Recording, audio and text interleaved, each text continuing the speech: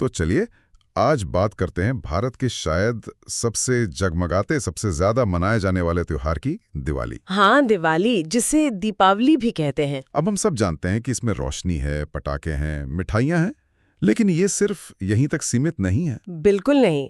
इसके पीछे ना कई कहानियां हैं, मान्यताएं हैं और मतलब गहरे अर्थ छिपे हुए हैं। अक्सर सुनते हैं ना, रोशनी का त्योहार। हाँ, बिल्कुल। पर ये रोशनी आखिर है किस चीज की?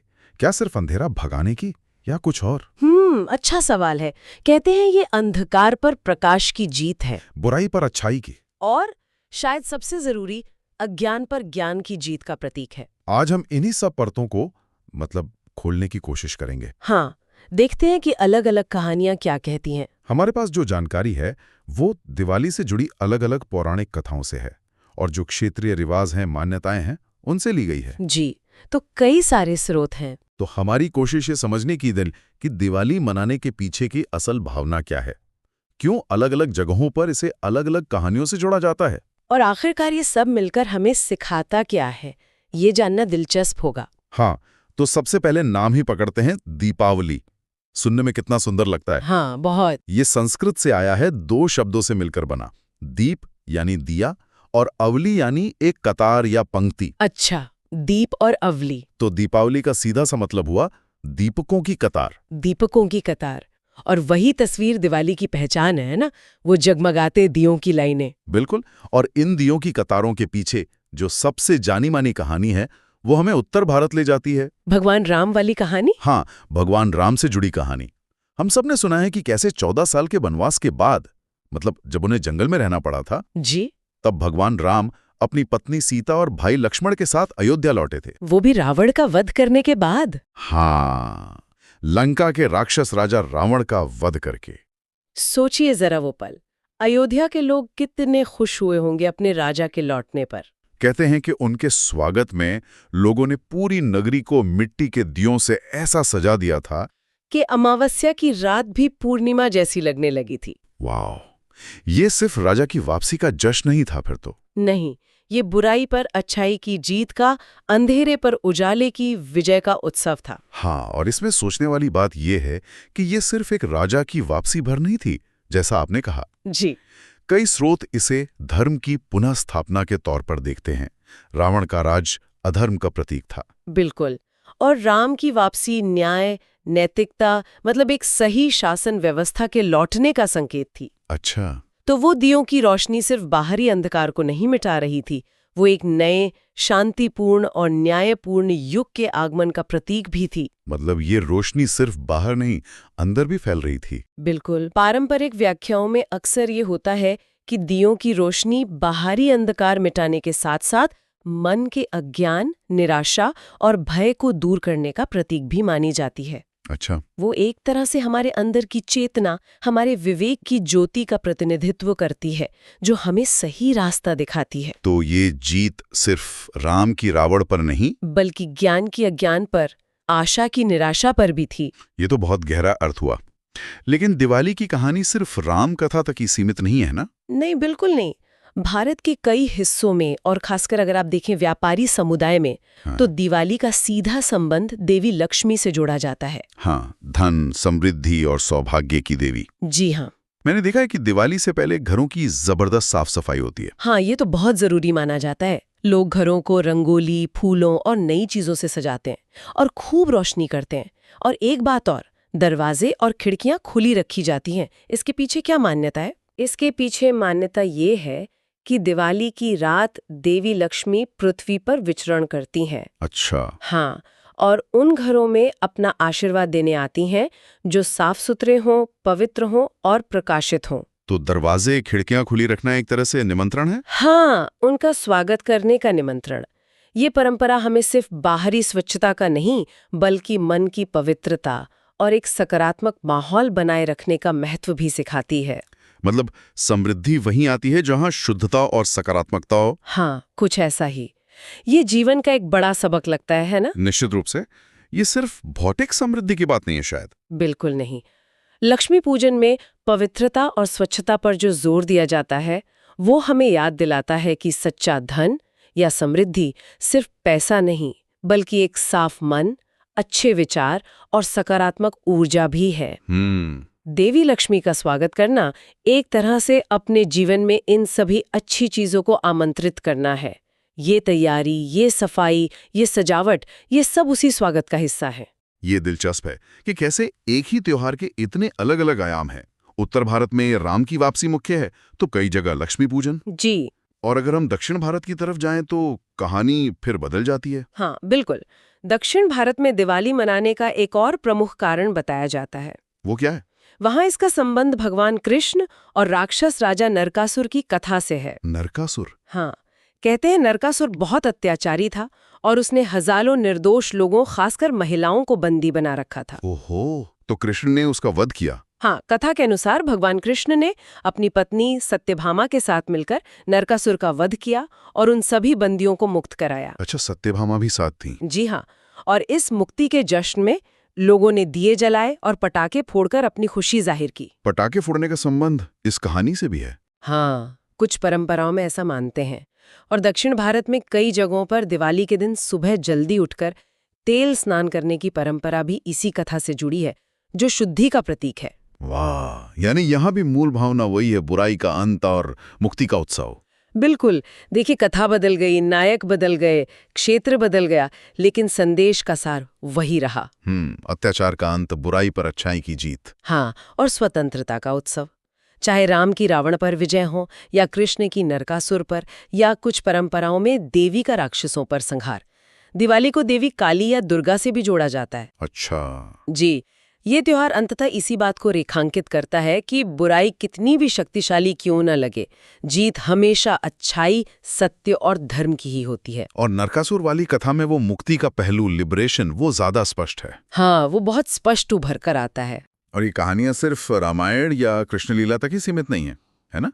मैंने सुना है महाभारत में भी दिवाली से मिलते जुलते संदर्भ मिलते हैं। जी हाँ, एक और मान्यता महाभारत से जुड़ी है।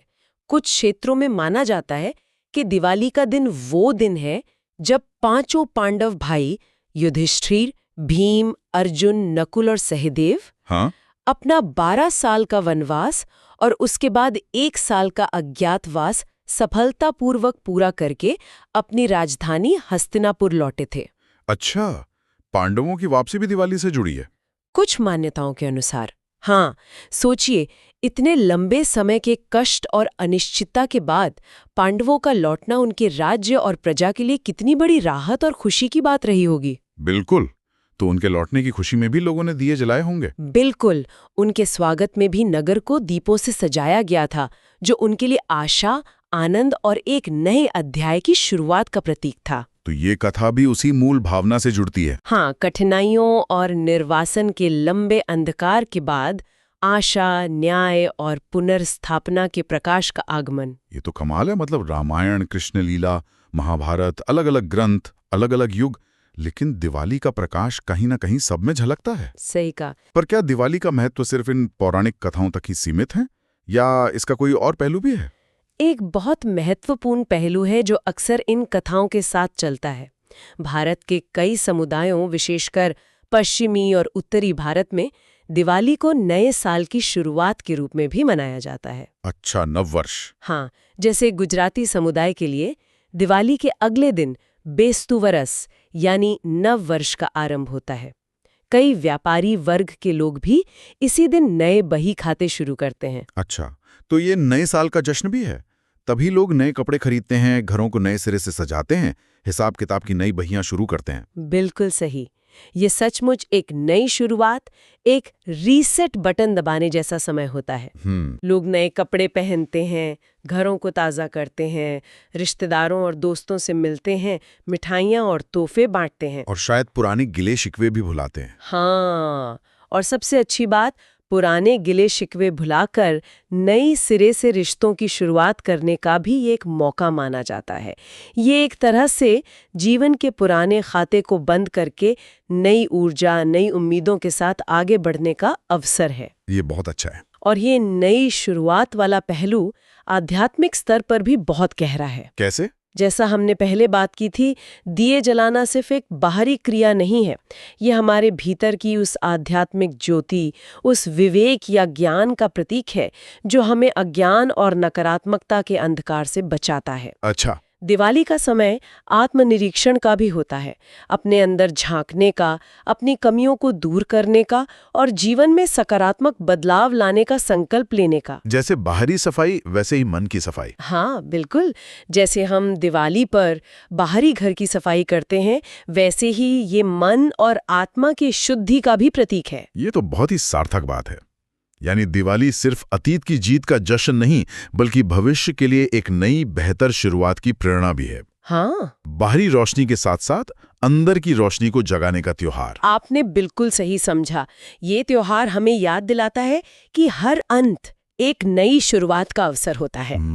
चाहे वो रावण का अंत हो, नरकासुर का या पांडवों के वनवास का, हर कहानी एक अध्याय के समाप्त होने और दूसरे बेहतर अध्याय के शुरू होने का संकेत देती है। और ये नई शुरुआत सिर्फ बाहर नहीं, अपने अंदर भी होनी चाहिए। जी हाँ, हमारे अपने अंदर भी। तो हमने देखा कि कैसे एक ही त्योहार दिवाली अपने अंदर कितनी सारी कहानियों, परंपराओं और अर्थों को समेटे हुए है। हाँ, कितनी विविधता है। उत्तर में राम की वापसी का उल्लास, कई जगह लक्ष्मी पूजन से जुड़ी समृद्धि की कामना, दक्षिण में कृष्ण की विजय और मुक्ति का संदेश, पांडवों के लौटने की खुशी, और साथ ही नए साल का उत्साह और नई शुरुआत की प्रेरणा, सब कुछ इसी एक त्योहार में है।